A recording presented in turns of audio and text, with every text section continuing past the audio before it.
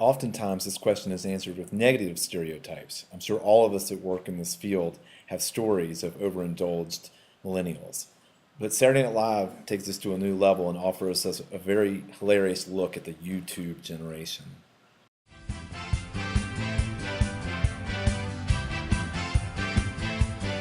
Hi, I'm Christina Nichols. I'm a photo blogger. I'm Roger Knight, an independent filmmaker. And welcome to You Can Do Anything, the only show that celebrates the incredibly high self-esteem of the YouTube generation. So let's welcome our first guest, Liam Terry.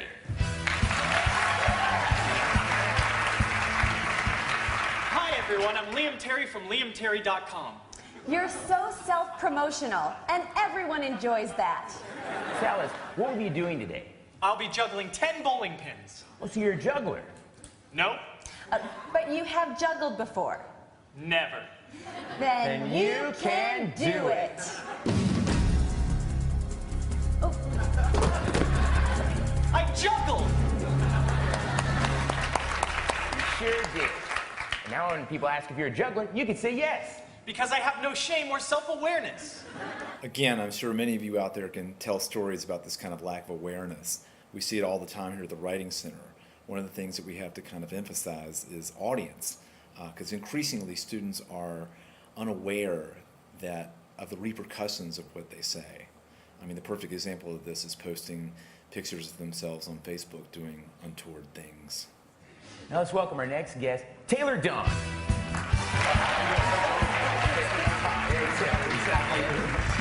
Taylor, great. Tell us about yourself. I'm what you would call Twitter famous. Meaning? Not famous. And I assume your self-esteem reflects that? No. On the contrary, my self-esteem is through the roof because no one has ever been honest with me about how mediocre I am. And what if someone were to be honest with you? I would immediately cry. And that's accepted now. Don't you hate it when someone keeps interrupting the funny? What Terry's saying here, though, actually is a reflection of a real American statistic. The movie Waiting for Superman says that we lead the world in terms of confidence, this despite the fact that we're in the high 20s in most areas of education. Terry's problems, of course, probably start at home. Out of curiosity, how's your relationship with your parents? Oh, it's great. They're my two best friends, and they always tell me I'm great at everything. Oh. Is that why you're so sucky and you don't realize it? Probably, yeah. Yeah. Technology also contributes to this inflated sense of self-worth. Andy Warhol once said that everyone would be famous for 15 minutes. The internet makes this a real possibility. Now let's welcome our final guest, Brad Lewis.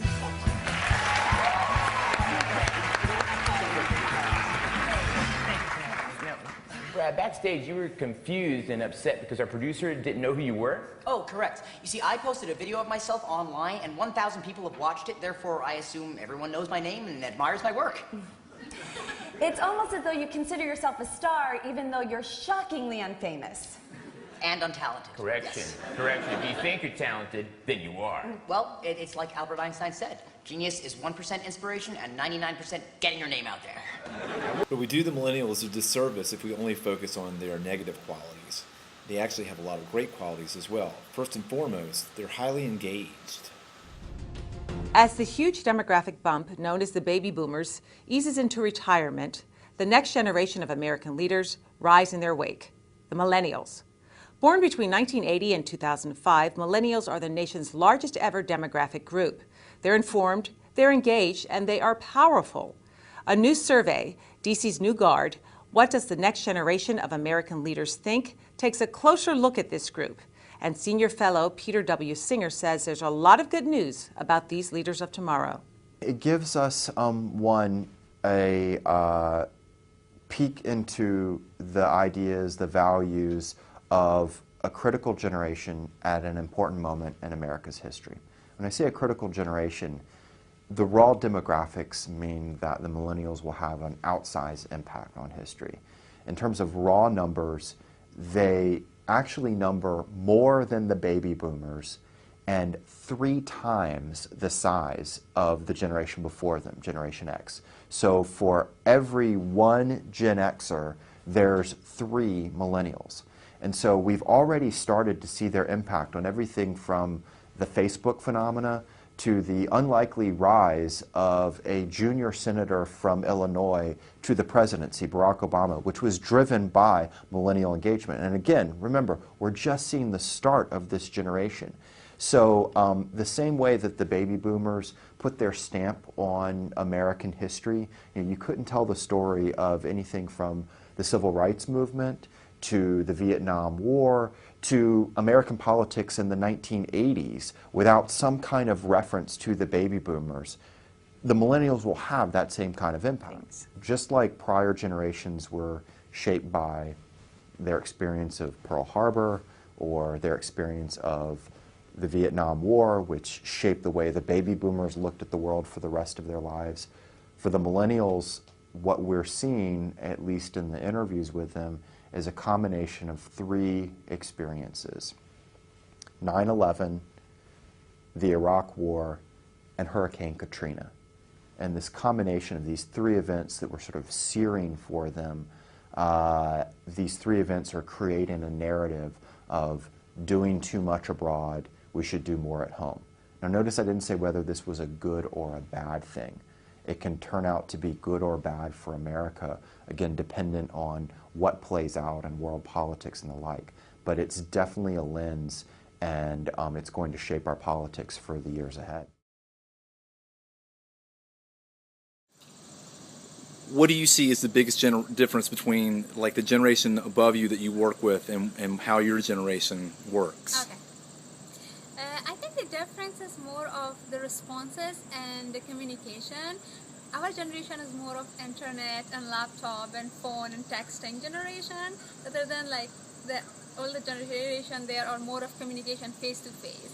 And when we like email them, they are not like available to have the immediate response, and that kind of, I think it's more of the time management and Okay. the generation gap. Okay. That we want immediate response and to everything and a result pretty soon, rather than they just want they take their time to respond and think and process.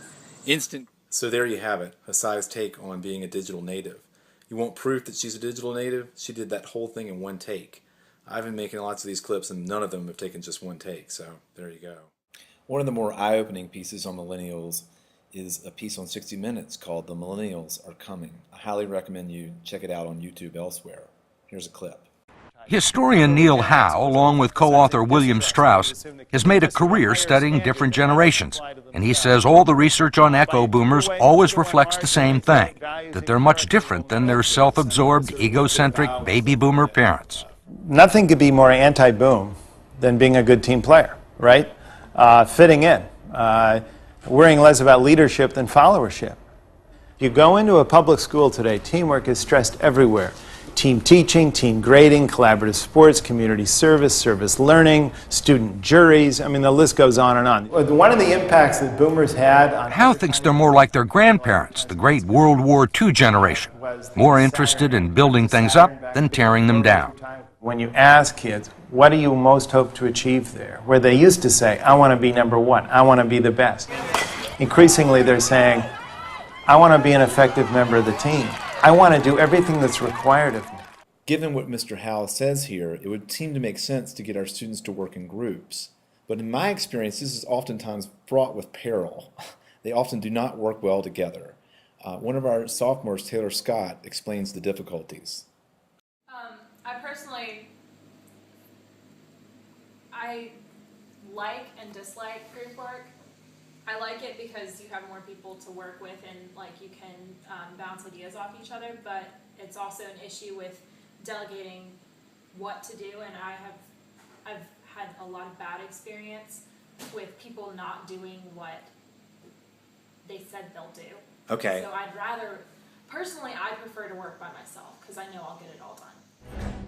Despite this emphasis on collaboration, I think at the heart of many of the millennials is this rugged individualism that has always characterized Americans. Apparently I'm, volatile, self-obsessed, and don't play well with others. Part of the appeal of the Avengers is this combination of rugged individuals who come together to accomplish a goal. And in a lot of ways, I think it reflects the paradox that's inherent in the worlds that the millennials inhabit. On one hand, they're told to go out and be a beautiful snowflake, right? You're an individual. But on the other hand, they can put their names in the computer and Google it and realize that they are one of thousands of people like themselves. And I think they struggle with this, being told that they're special, but then facing the reality that they're just a grain of sand on the beach. They are more protected. They regard themselves as collectively special because of the time in which they were raised. Why do they consider themselves special? Because they came along at a time when we started revaluing kids. During the 60s and 70s, the frontier of reproductive medicine was contraception. During the 80s and beyond, it's been fertility and scouring the world to find orphan kids that we can adopt. The culture looked down on kids. Now it vaunts kids, it celebrates them. They're the most watched over generation in history. Most have never ridden a bike without a helmet, ridden in a car without a seatbelt, or eaten in a cafeteria that serves peanut butter. Sometimes they don't know what to do if they're just left outside and say, well, just do something by yourself for a while. You know, they'll look around stunned, you know, as if, you know, what are we supposed to do now? As my mother used to say, go outside and play. Right. They are not told that. So what is the workplace equivalent of an inability to go outside and play? And I think what it means is that we have to give them direction. But you can err on the side of giving too much direction and sort of suppress their need to be mavericks. As a supervisor, I continue to struggle with striking this balance. But last year, the students made a video on sandwiching quotations, and I think that it was reasonably successful. Analyze? What's that? Why are you using this quote? How does it help your argument? What does it mean and why? Take your quote as far as it can go. You can do it, you're smart. I am smart. S-M-R-T. I mean S-M-A-R-T. So I made a video myself to model this for them, but then I kind of left them alone. And, you know, there's some criticisms I could have leveled at them. I wish the audio was a little bit better quality. And I think that there are a few popular cultural references that you don't see in this clip that go on too long.